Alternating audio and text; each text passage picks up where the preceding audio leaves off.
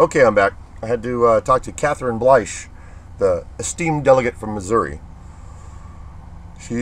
I guess she didn't get the message that I got a ride and I'll meet her there. She told me, I told her, Clyde said that they're just starting to organize at noon, that they probably won't have the rally till about 2, and she said, well, I think we're going to march.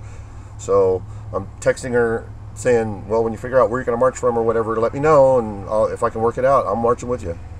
You know? I'm going to call this day 1. I got the copy of the Articles of Freedom in my hand last night. I said, if I go to the Fed and speak to these people, they want something. They want something really bad. Everybody's been wanting to know what's going to come out of this Congress. And I said, I don't know. It's up to the delegates. Well, it's done. I mean, it's not a polished work. I think it still needs stuff in it, and probably wouldn't mind taking some stuff out, but I'm not an ultimate authority. The Congress was an authority. They haggled and haggled and haggled. And there was stuff put in there that some people didn't like and other people did like, and there was opposite stuff put in there that some people didn't like and other people did like. That's what happens when you associate with others. You have to come to agreements. Sometimes when you get overrun by people who don't have the proper base convictions based on the law, based on feelings or based on morals or based on, religion or whatever, they can get more power through collectivism. And you have to be careful, because you can become overrun.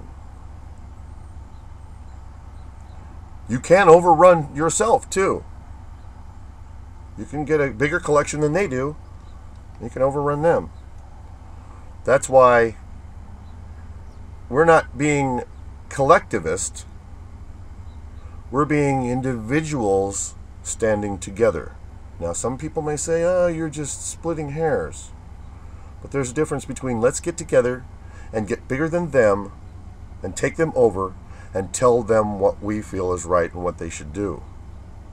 This is completely different. This individualism is, I know what's right, I know the law, I know, what's right and what's wrong. I have a good basis. I'm honest. I'm honest with myself. I'm honest with others. And some things you can tell just on face value. I mean, people can say, oh no, it's not like that, this and that. Well, you know what? The more people that get together and look at something,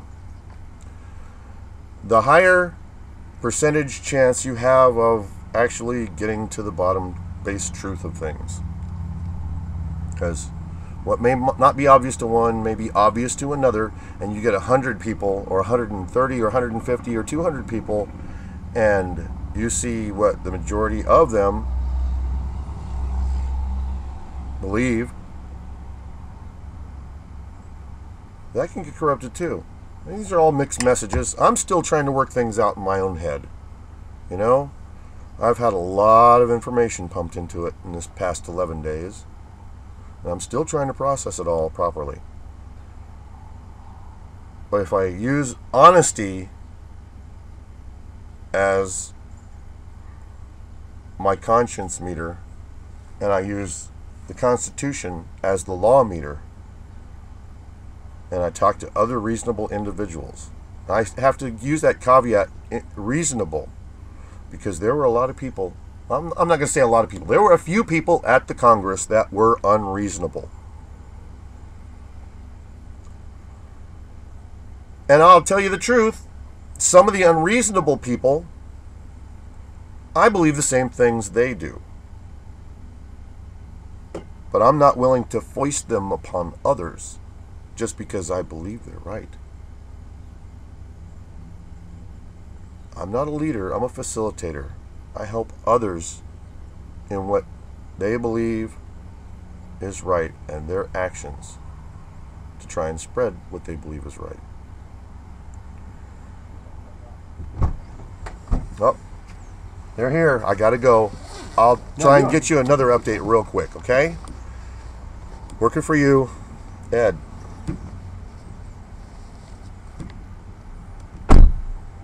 Come on, stop!